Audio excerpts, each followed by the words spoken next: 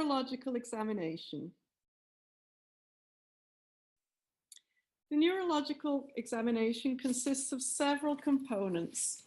It's important to look at the patient's general appearance, to examine their mental state, then to test the cranial nerves, the motor system, the sensory system, the reflexes, and finally coordination and gait, and perform Romberg's test. Preparation for the neurological examination. The patient should be sitting on an examining table, facing the examiner, wearing underwear and a hospital gown.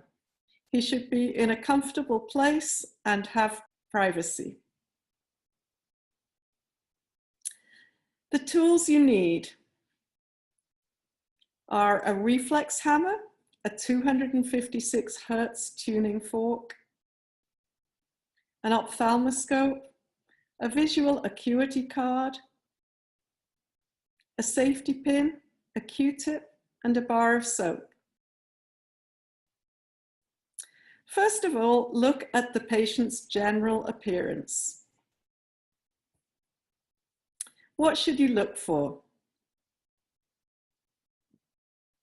First of all, look at the patient's level of consciousness. Is he awake, alert, and responsive? Then check his personal hygiene and dress, his posture, and any signs of involuntary motor activity. For example, spasmodic, jerky movements associated with chorea, writhing movements associated with athetosis, or any twitching.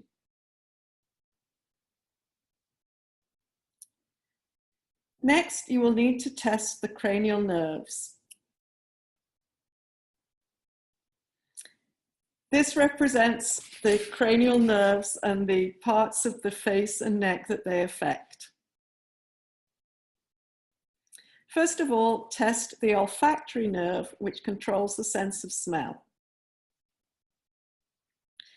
You can do this by asking the patient to close one nostril and placing a bar of soap underneath the other nostril. Ask the patient whether he can smell the soap and does it smell the same on each side. Secondly, test the second cranial nerve, the optic nerve. Ask the patient to read the visual acuity chart with each eye while the other eye is covered. If the patient wears glasses, he should use them for this exam.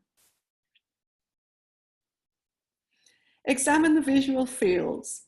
Ask the patient to look you straight in the eye and move your hand at the edge of the patient's visual field.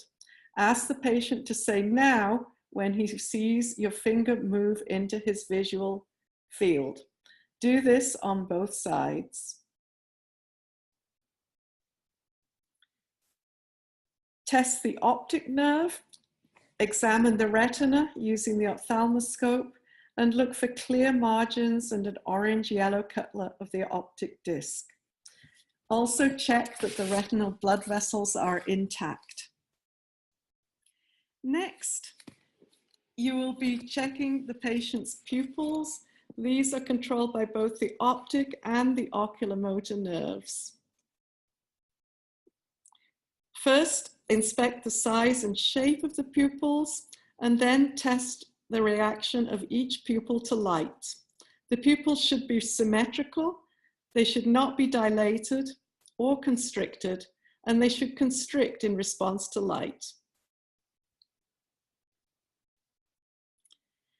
The third, fourth, and sixth cranial nerves, the oculomotor, trochlear, and abducens, control eye movements. Test these cranial nerves by asking the patient to look straight at you without moving his or her head. Then ask him to follow a pen light with his eyes to either side, up and down. You should look for limitations or any abnormal pattern of eye movements. The fifth nerve, the trigeminal nerve, has both sensory and motor components. The sensory component controls general sensation of the face and scalp, while the motor component is involved in opening and closing the mouth. Test the sensory component of the fifth cranial nerve, the trigeminal nerve, by testing the patient's sense of touch on the face. Use a Q-tip and the point of a safety pin and touch the patient's face lightly on both sides, on the temples, cheeks, and chin while he has his eyes closed. Ask the patient to say whether the touch is sharp or dull. Test the sensory component of the trigeminal nerve by testing the corneal reflex. You should only do this if the previous test showed a sensory loss on the face. In order to test the corneal reflex, you should touch the cornea with a Q-tip with the cotton extended to a wisp. When you touch the cornea, look for the eye to blink.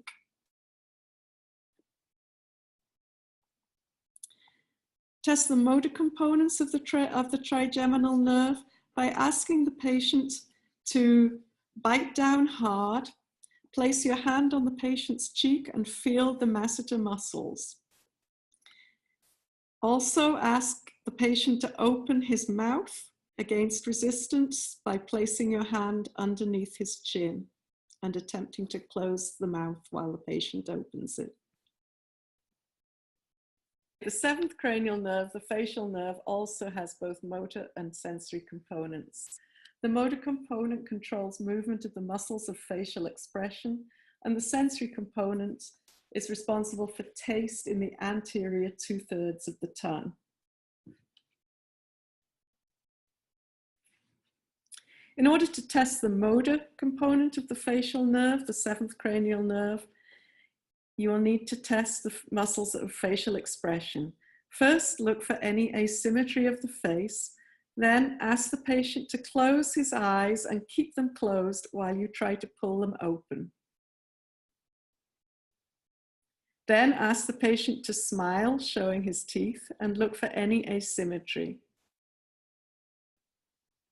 Then ask the patient to blow out his cheeks. Again, you are looking for any asymmetry. The eighth cranial nerve, the acoustic nerve, is responsible for hearing and balance. In order to test the acoustic nerve, ask the patient to close his eyes and then rub your finger together near each ear. Ask the patient to say if he hears the noise on the left or the right. The ninth and 10th cranial nerves, the glossopharyngeal and the vagus, again have both motor and sensory components. The motor component is involved in swallowing and speech, while the sensory component involves general sensation of the pharynx, larynx, ear, and esophagus, and taste of the posterior third of the tongue. In order to test the 9th and 10th cranial nerves, observe the patient's swallowing. Note the sound and quality of the voice, and ask the patient to open his mouth wide and say ah. Observe the soft palate and the uvula, which should rise symmetrically. If there are any abnormalities, you can test for the gag reflex by touching the pharynx on each side with a long Q-tip. The 11th cranial nerve, the accessory nerve, controls motor movements of the shoulders and head. To test the 11th cranial nerve, ask the patient to shrug his shoulders while you try to press down on both shoulders with your hands. Then ask the patient to turn his head to the left, then the right, while you provide resistance by placing your hand on his cheek. Finally, test the 12th cranial nerve, the hypoglossal nerve, which controls motor movement of the tongue. Ask the patient to stick out his tongue and look for any deviation to left or right. Then ask him to move the tongue from side to side. Again, look for any asymmetry. This completes the examination of the cranial nerves.